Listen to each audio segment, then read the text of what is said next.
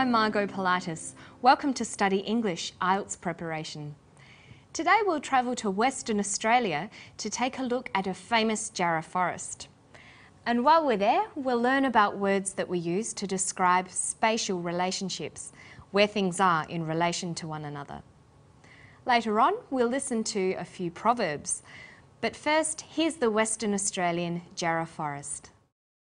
Our Jarrah forest is our reference point. It's our library of information.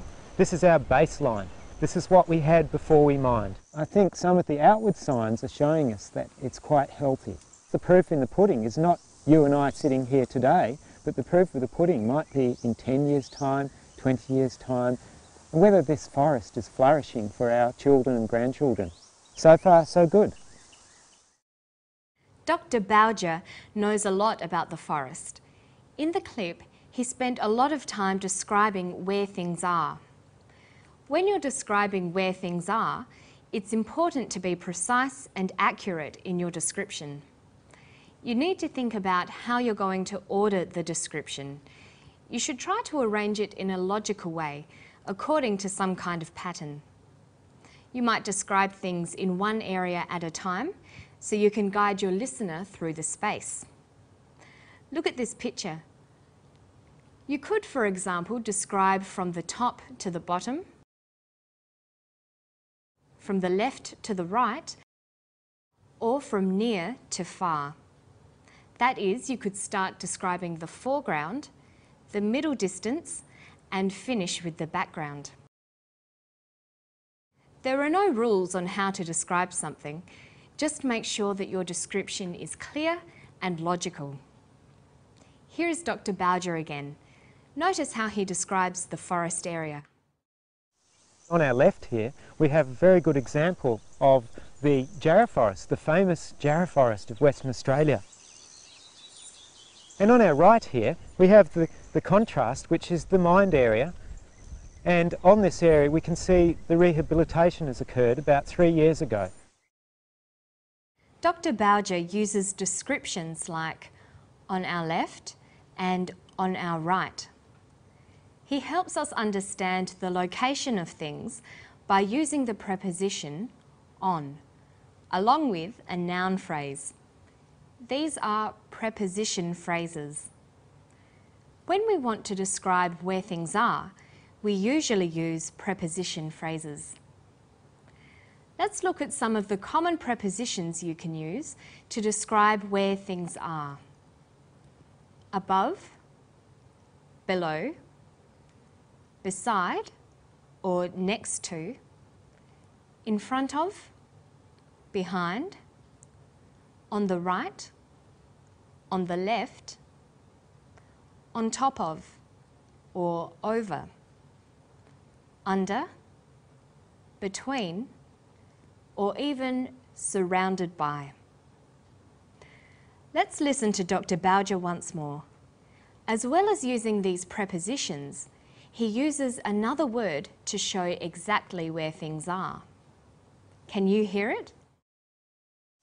On our left here, we have a very good example of the Jarrah forest, the famous Jarrah forest of Western Australia. And on our right here, we have the contrast, which is the mined area. And on this area, we can see the rehabilitation has occurred about 3 years ago.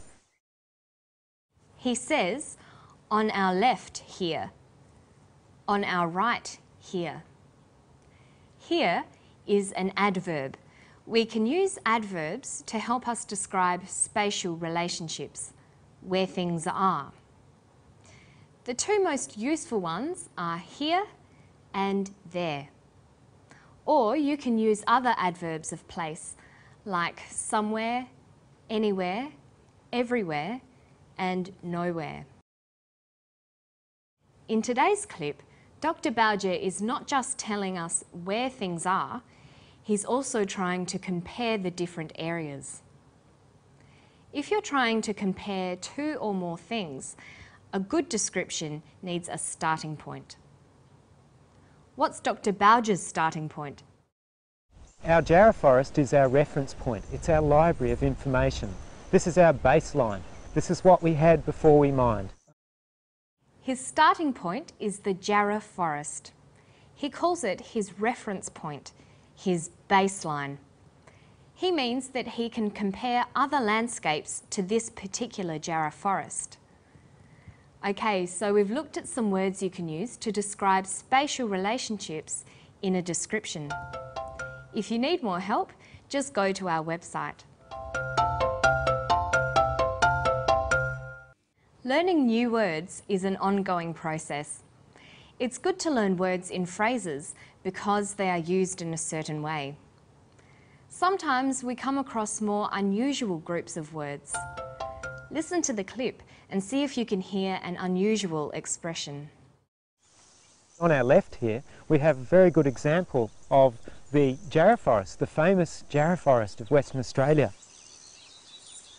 And on our right here, we have the contrast, which is the mined area. And on this area, we can see the rehabilitation has occurred about 3 years ago. This is world's best practice. Our Jarrah forest is our reference point. It's our library of information. This is our baseline. This is what we had before we mined. I think some of the outward signs are showing us that it's quite healthy. The proof in the pudding is not you and I sitting here today, but the proof of the pudding might be in 10 years' time, 20 years' time, and whether this forest is flourishing for our children and grandchildren. So far, so good. Dr. Bowger says, the proof of the pudding. The full saying is, the proof of the pudding is in the eating. Can you guess what that means? The proof of the pudding is in the eating. A pudding is a soft, sweet dessert.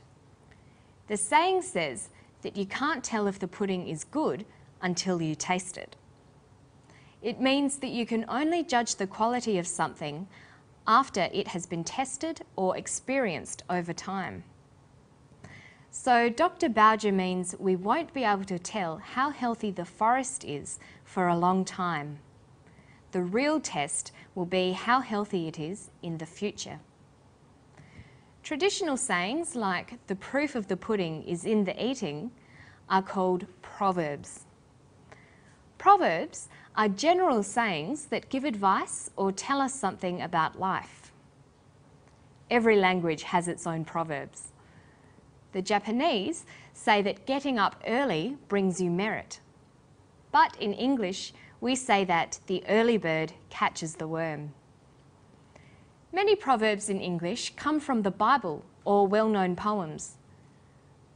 Because proverbs are well-known sayings, they aren't always quoted in full. For example, people just say, "when in Rome," referring to the old Latin proverb, "when in Rome, do as the Romans do." Listen to Dr. Bowger again. The proof in the pudding is not you and I sitting here today, but the proof of the pudding might be in 10 years' time, 20 years' time, and whether this forest is flourishing for our children and grandchildren.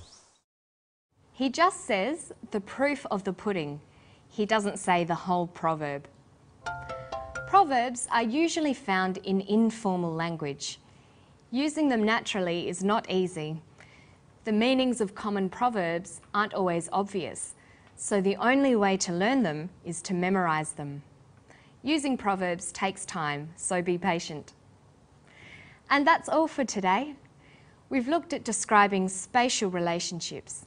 We saw how prepositions like on can be useful when describing where things are. Then we tried using adverbs to help with our descriptions. And we looked at proverbs, traditional sayings.